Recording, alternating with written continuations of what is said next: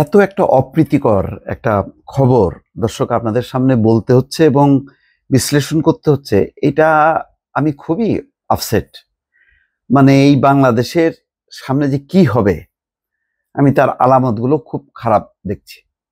একটা সীমানা পুনর্নির্ধারণ নিয়ে যে পরিমাণ অপ্রীতিকর পরিস্থিতি, তাও অত্যন্ত টেলিভিশনের জনপ্রিয় মুখ রুমিন ফারহানাকে ঘিরে তাকে নাকি ধাক্কা দেওয়া হয়েছে।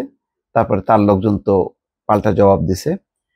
এরপরে হাসনাত আবদুল্লাহ সহ এনসিপি নেতারা যেসব কথাবার্তা বলছে, এটা তো মানানসই না। যাক, এখন ছোট হোক বড় হোক সেটা বড় কথা না, এখানে রাজনীতির ব্যাপার, এটা তারা বলছে। কিন্তু এরকম ঘটনা, এরকম ধাক্কাধাক্কি এটা হবে কেন? মানে এই পরিস্থিতিটা রেইজ হবে কেন? কি আশ্চর্য ব্যাপার। আওয়ামী লীগ নাই এখানে, সবাই যার যার যুক্তিতর্ক উপস্থাপন করবে, নির্বাচন কমিশন সিদ্ধান্ত নেবে। এখানে ধাক্কাধাক্কি সেই গায়ের জোর।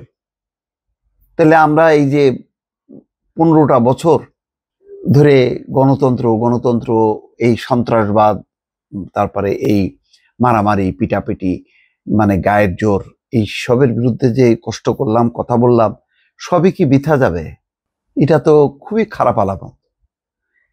দেখেন, আজকে যে খবরটা বলছি সেটার শিরোনামটা বলি। প্রথম আলোতে যেটা আসছে, সীমানা পুনর্নির্ধারণ শুনানিতে ধাক্কাধাক্কি কিল ঘুষি।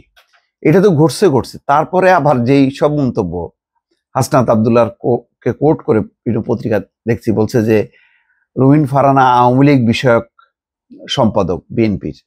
তারপরে বলা হচ্ছে যে এইভাবে করলে ভারতে পাঠাই দেওয়া হবে। এই সেই আগে পাকিস্তানে পাঠাই দেওয়া হবে, এখন ভারতে পাঠাই দেওয়া হবে। এই সেই আমরা এই পাকিস্তান ভারতের এই চক্কর থেকে আমরা মুক্ত হইতে পারতেছি না। এই হচ্ছে আমাদের অবস্থা। খুবই দুঃখজনক।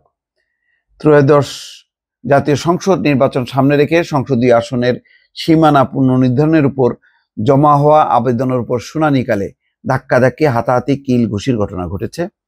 রোববার দুপুর 12টায় রাজধানীর আগারগাঁওয়ে নির্বাচন কমিশনে এই শুনানি হয়। শুনানিকালে বেলা 1টার দিকে এই ঘটনা ঘটে।